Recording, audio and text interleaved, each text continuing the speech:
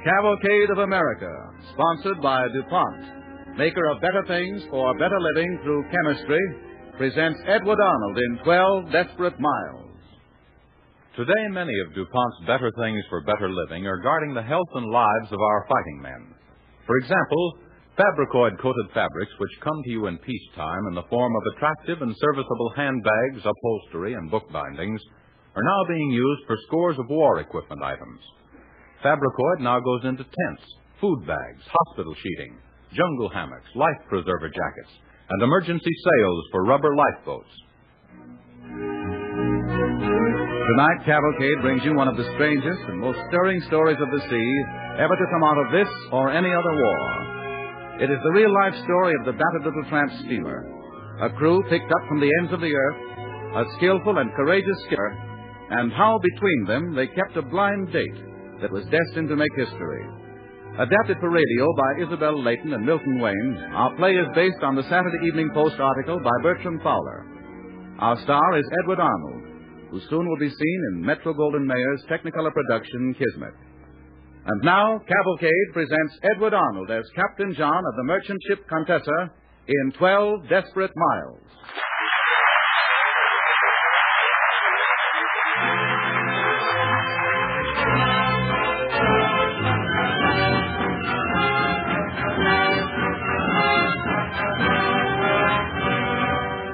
Last fall it was, and it struck us on our return voyage from a port in England to our home port of New York. No, I don't mean the storm, though that was bad enough, particularly for an old girl like the Contessa. What I mean that struck us is something you might call the lightning of destiny. I was in the wheelhouse with the mate trying to help her ride out the storm. You think she'll hold together till we get there, Captain? Now, wouldn't that be a shameful end for the old girl after ducking subs for a whole year to just go quietly to the bottom in a storm? Well, I was down in the hole a little while ago. It's not so good. How bad? 6 feet of water, pumps just about holding their own. Well, as long as it isn't rising, that's something. Nothing much we can do about it but head into it and pray. Loose rivets, loose plate, leaky seams. She was never meant for this kind of work. The poor old Contessa. A boat, that's what she is, and that's all she was cut out for. It's a wonder she's held together as long as she has.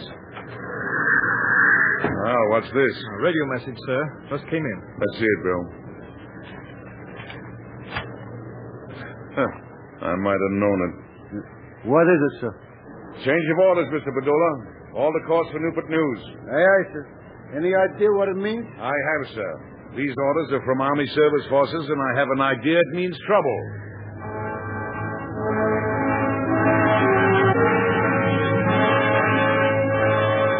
Trouble? If I'd known then what I know now.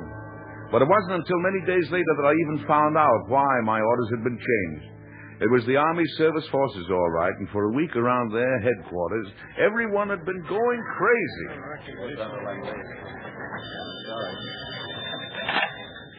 Yes? Speaking. No. I tell you, it's got to be a small ship. Can't draw more than 17 feet of water. Well, I've got to have it. I don't care if you have to build out a beaver board. I've got to have a ship that answers those specifications. And I've got to have it in the port within the next 48 hours. Well, Colonel, you seem to have some kind of a problem. Problem? Well, it just so happens, Admiral, that I've had dumped in my lap a little problem that means the success or failure of the entire African invasion. That's all. Anything I can do? Well, I don't know, Admiral. Somebody's got to do something, and fast. To invade Africa, we've got to have a complete air umbrella of a landing operation. Of course. All right, here's the map. Reference point, S43. The only airfield available in the area. The field we've got to take for the invasion to be successful. Well, that shouldn't offer so many difficulties. Long-range planes from England could do that. Yeah. But how do we supply them once they get there? How do we see that they have the ammunition and the bombs and the gas to do the job? By ship, I suppose. Yes, exactly. But do you see where that airfield is located? You see that river? The Sable. You know anything about it? Can't say that I do. Well, I do. It's about the nastiest little river I've ever heard of in my life. It's a raging torrent this time of year, and yet there are places where it's only 17 feet deep. And I've got to get a ship full of explosives and high-octane gas up that river to the airfield, or we won't have a plane in the air over Casablanca. So you need a 5,000 or 6,000 ton boat that only draws 17 feet. And I need it now. Yeah, let's take a look at your shipping map. It's right here. Yeah, a taffy boy. What about it, Major? She's too far away, sir. It's no use. Yeah. Checked every ship on that map. A Star of Ceylon. Hasn't got the tonnage, sir. Brook W.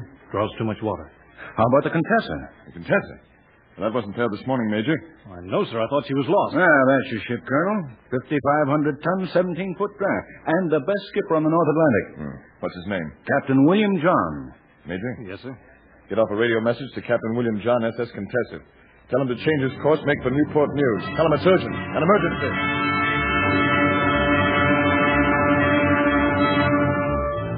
We bagged the poor old Contessa into Newport News. There was fog, but not enough to hide her looks. Salt cake, rust-stained battered, a gallant, willing old tub, but way out of her class. Not much between her and the junk heap except the job that had to be done. We paid off the crew, and I went up to the company office to see Tim Drake. Hiya, Captain. Wow. Look who's here. Hello, Captain. Hello, there. Have a good voyage? Yeah, pretty good. Wow. Captain John, long time no see. Plenty long time, too long. I've just been looking over your log. It's not what you'd call dull reading. Well, it wasn't what you'd call a dull trip. Yeah, from where I sit, your next one's no moonlight sail either. What do you know about it? No more than you do, I guess. Important war mission, a river in North Africa. Cargo of bombs and gasoline. Bombs? Gasoline? Mm-hmm. Oh, the poor old Contessa. From banana boat to a floating mine. That's not what you'd call the ideal cargo. Oh, I'm not objecting. Somebody's got to carry the stuff. When do we sail? No word at all. All we know is that they wanted to get you here in a tearing hurry. Soon enough, though, I suppose. Well, I can wait. It's been 6 months since I've seen my wife. I'd like to get home. Oh, well, the Contessa will eat up at least that in dry dock. Have a good rest, Captain. Thanks, Drake. I need it. No. Standard fruit, Drake speaking. Oh, yes, Colonel. I'll be shoving off, then. Will you hold a moment, Colonel? Just a minute, Captain John. Oh, okay. I'm with you, Colonel. We've just paid off the crew, sir. And we may be able to reach some of them with any luck. Yeah, but these men aren't under orders, you know. And I know it's important. This is the first we've heard. Naturally, we'll do our best, sir. Goodbye. Well, I hope you've enjoyed your leave, Captain, because you've had it. Meaning what? You're due out of here in exactly 24 hours. 24 hours? Those are orders. But the Contessa needs a complete overhauling. They can't even load her in that time. The Army will put a 24-hour repair gang on her, another gang to load at the same time. They said they'd do whatever they could. And I suppose they'll get me a crew, too, huh? Great Scott, I forgot all about that. Yeah. Give me the doc. I want to talk to Contessa. She connected? Okay, hurry it up. They've been paid off, haven't they? Of course they have. They're scattering from here to Boston right now. Hello, Padula? Drake. How many men still aboard? 30, huh? No, you hold them. You keep every one of them. Try to round up as many more as you can. I suppose not. You're sailing out again in 24 hours. 30 men. 30 men? What good are 30 men on a job like that? 75 is an absolute minimum. 30 men. Oh, this about 30 men. Oh, Colonel, this is Captain John of the Contessa. Well, how do you do? The crew's been paid off and they've left the ship. 30 men are all that's left aboard. Oh, and we'll have to locate them, that's all. The Contessa's got to sail. Your convoy leaves tomorrow night. Well, how do you suggest we find them, Colonel? Well, they have homes, don't they? Between trips? Only where the heart is, Colonel. There must be a way. There is. It's a chance, anyway. Tim, you'd better send wires to every possible or impossible address that any of them left. Okay. Padula will give them to you. And sign my name, maybe that'll help. And tell them to get back here in double quick time.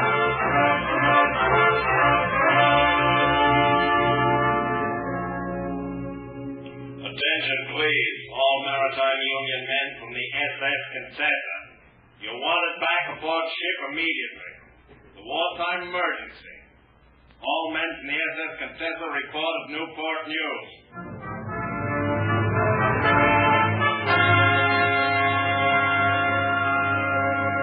All through that night, they patched the ship. But there was no way of patching together a crew. Movie houses, missions, bars, maritime union, dance halls, Turkish bars. We tried them all. The next day was Sunday. We tried the churches where prayers were rising up for victory.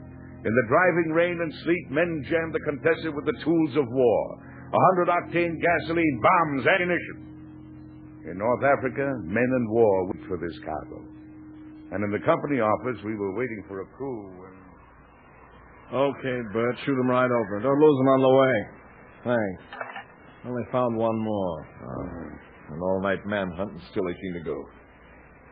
Captain, there's no more time left for any more of this cops and robbers. Well, we've done everything but Shanghai men off the streets. Hello? Yeah, sure, he's right here. For you, Colonel. Thanks. Yes? Speaking. By whose orders did the convoy sail without her? The Admiral knew that cargo had to go? Oh, nonsense. She'll never catch up. She can't wait. Convoy or no convoy, she's got to sail. Well, Captain, your convoy's gone. So I gather. The minute your ship's loaded, out she goes. Not without a full crew. Are you implying you won't sail? Look, Colonel, all that holds the Contessa together is spit and a prayer. If I'm to get her through without convoy, I must have those 18 men. Oh, heavens knows I want you to have them. Where are they coming from? Well, I can't think of a place we haven't looked. I can. 2 of them. The morgue and the jail. Oh, say, that's not as funny as you think, Tim. I don't get it. Where's the jail?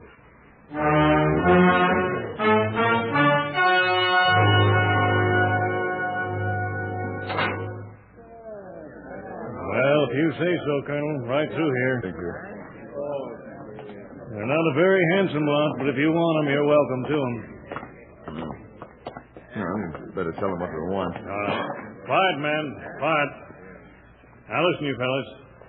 You're all in here for hitting the bottle or being too handy with your mitts. I don't say it's a work jam a guy can get in, but it don't help. Now you're getting a chance to wipe it off your record.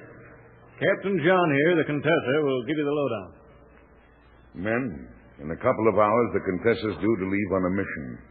A tough one. I'm short 18 hands. I need those men badly. Badly enough to wind up here looking for them in the middle of the night. It's a convoy job, Captain. No, we do it the hard way. There you have.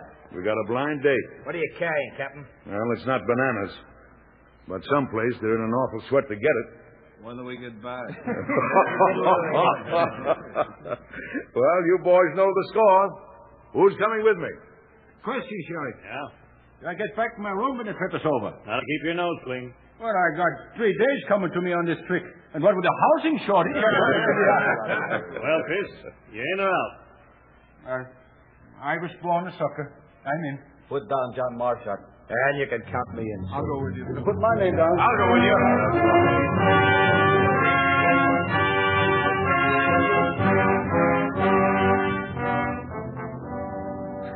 With the wind and the rain lashing her decks, the old Contessa slipped out into the Atlantic. A destiny in the hands of a stranger crew was ever put to sea. British, Norwegians, Estonians, Danes, men of 17 different nations drawn from the reaches of the earth. Out onto the broad Atlantic with its floating mines, submarines, patrolling Axis planes. Well, we were alone. 5 days, a week, 10 days. Well, we've made the first lap, Captain. All's well. Lieutenant Bixby, Yes, Captain. we're at our rendezvous point. No sign of our reception committee, sir. Well, the sealed orders will tell the story. Break them open. Right, sir. Well, what have we got? Bad news, Lieutenant? Stuck here wide open for 22 hours before escort picks us up. The poor old Contessa. She nearly knocked herself out getting us here, and now... And now we set. The sub's out there, so there's a traffic jam. That's all we need. Just one little sub. Yeah. Bombs, gasoline, and ammunition. Huh. What a 4th of July we'd make. So here we sit, eh, Captain? That's right. And I only hope we're still afloat when our gang comes looking for us.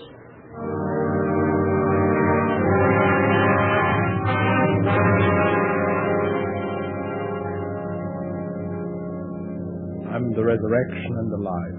Whosoever believeth in me, though he be dead, yet shall he live. Hey, Mario, stow the praying, will you? What's the matter? Nobody's dead. Yet. We don't think. Not when I pray. Yeah? The captain will be glad to hear it. Lay off, Pimpy. Well, 21 hours of praying is more than I can stand. Take it easy. A few more minutes and the escort will be here. Yeah. Only we won't be here to see it. Subsided! Subsided! All hands to my station, sound can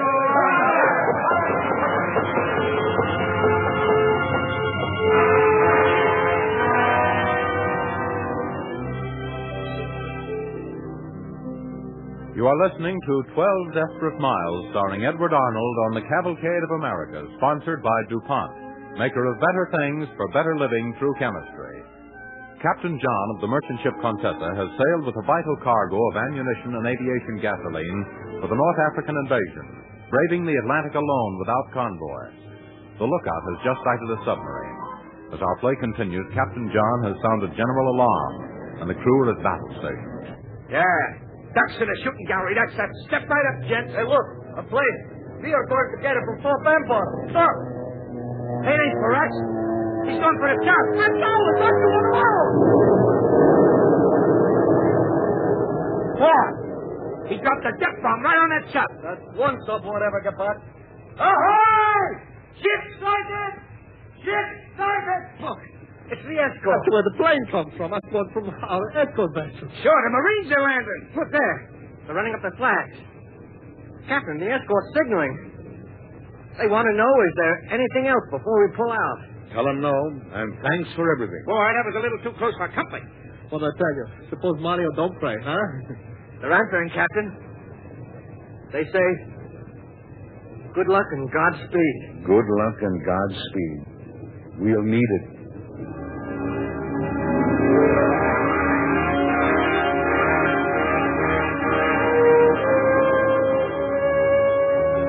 The next day, we reached the mouth of the Cebu River. It was as tricky and treacherous as a rattlesnake.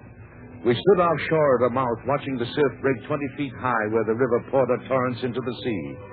We'd come 2,000 miles for this. But I knew our last 12 miles, the last 12 desperate miles upstream to that airfield, were going to be the hardest. It was up to the old Contessa now.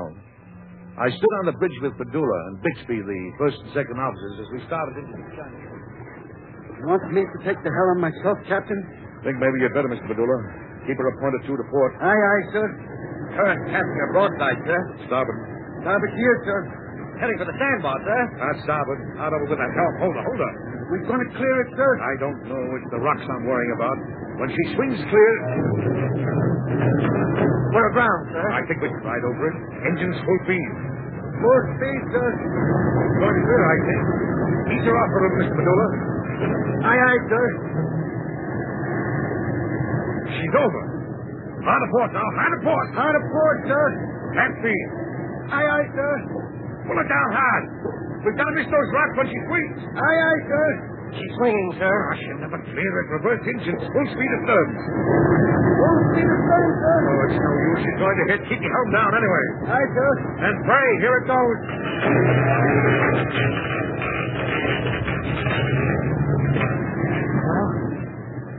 We're still here, Captain. I can't imagine why.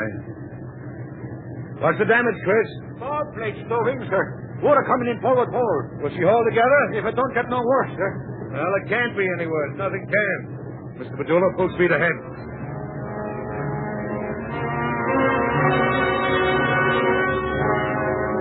Full speed ahead. But most of the time it was half speed, quarter speed. Fighting the current, feeling our way. Inch by inch, it seemed. Finally, mile by mile, 4 miles, 6 miles, 9 miles. And then we ran into something that might well have proved fatal when our goal was almost in sight.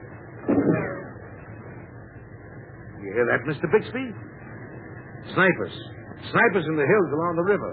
You better tell the men to take cover. What am I doing, sir? I'll be all right. Get going. Aye, aye, sir. Hit the deck, sailors. That's rifle fire. Please hold the fire. You heard me. Down on the deck.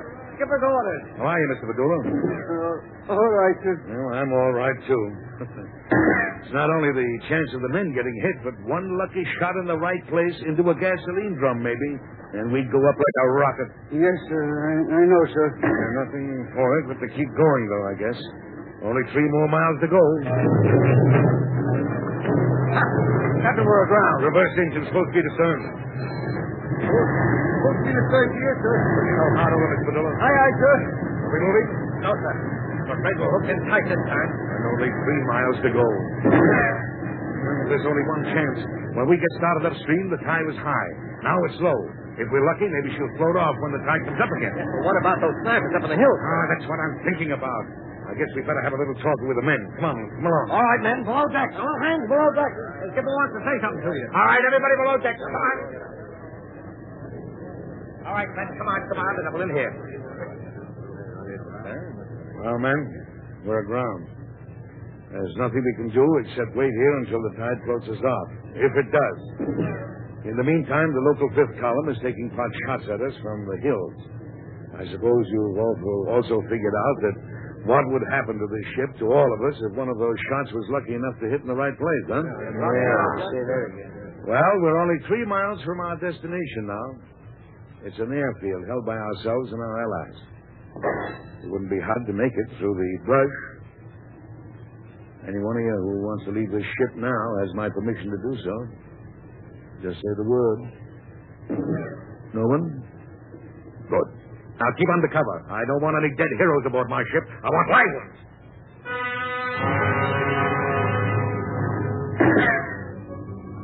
We waited with those snipers' bullets whining all around us, glancing off the side of the ship, embedding themselves in the superstructure, thinking that every one of them might be the end of the voyage for all of us. Then the tide began to come up. It lifted us off the bottom.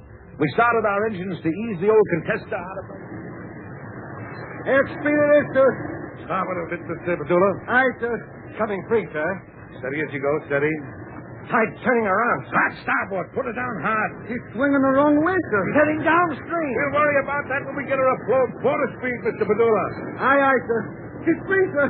We're all right. Yes, but we're heading down right where we came from. I don't see how we can ever turn around this river, sir. I don't intend to. Steady your helm. To think we got all this way and now we can't make it. Who says we can't make it? We're making for the open sea right now, sir. There's no place to turn between here and the mouth of the river. Then we won't turn, Mr. Padula. By the Lord Harry, we haven't come this far to quit now. If we can't go forward, we'll back to the last 3 miles. Right your engine. Full speed astern.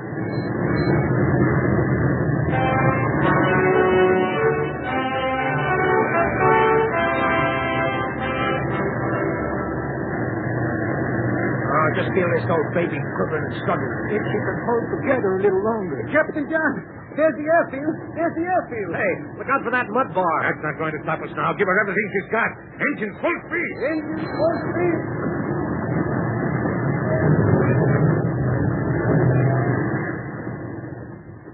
Well, we're hard aground, sir.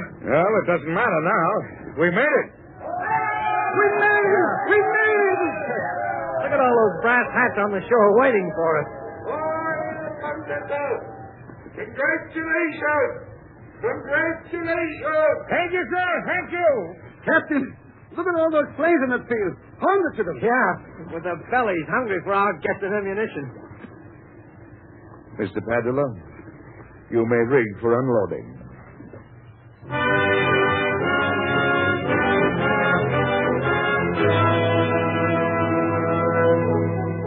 Yes, crippled and soggy and weary, but with our cargo intact, the Contessa came hindside first to the airfield. She had reached her destination. The invasion of North Africa would have its air umbrella. The Contessa had kept her blind date with history.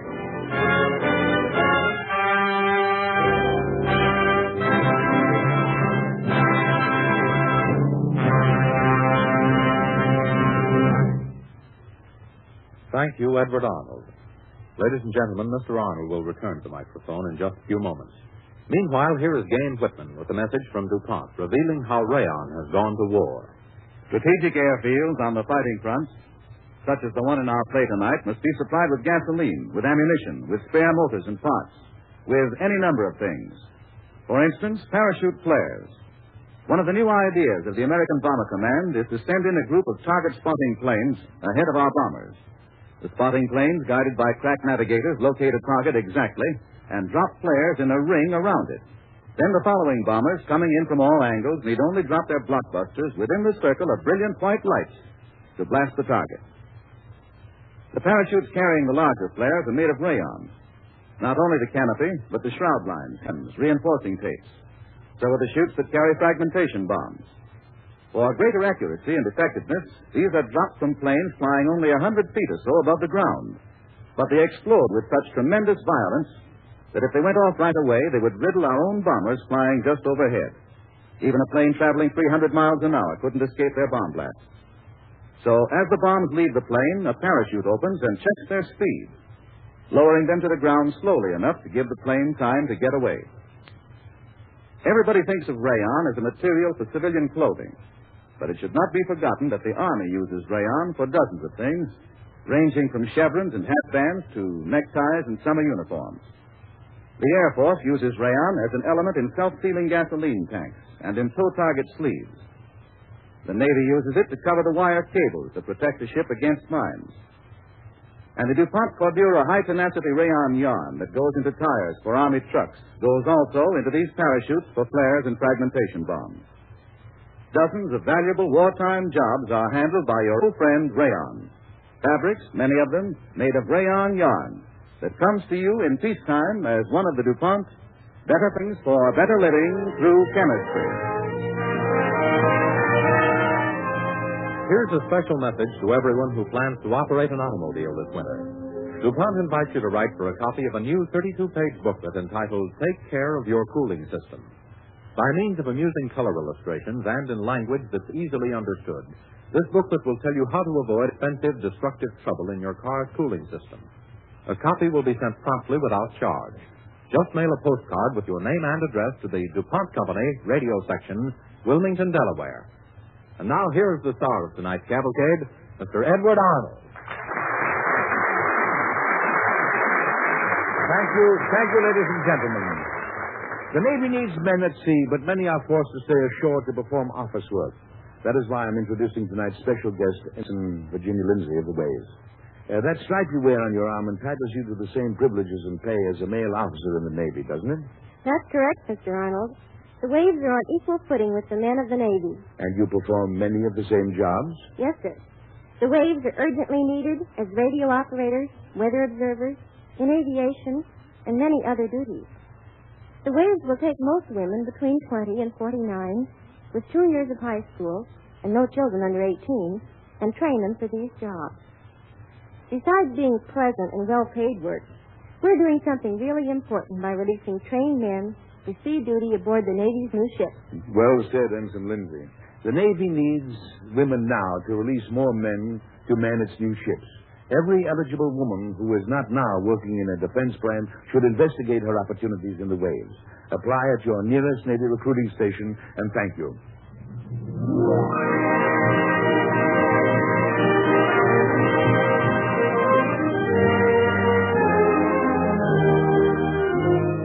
Next week, Cavalcade will bring you the story of wartime courage of a different kind. A warm human tale of two brothers, one of whom did not recognize a battlefield until he saw it through his brother's eyes. Our play is based on the new DuPont motion picture, Soldiers of the Soil.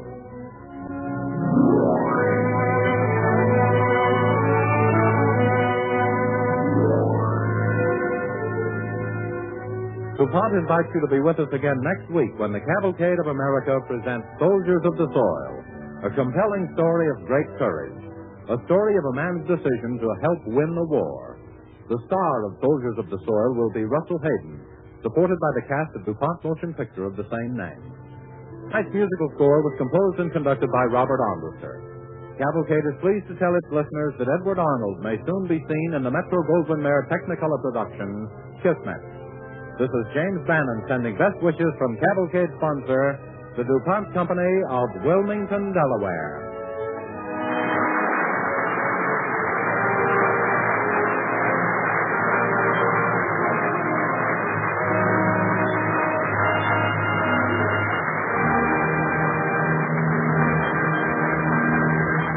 The Cavalcade of America came to you from Hollywood. This is the National Broadcasting Company.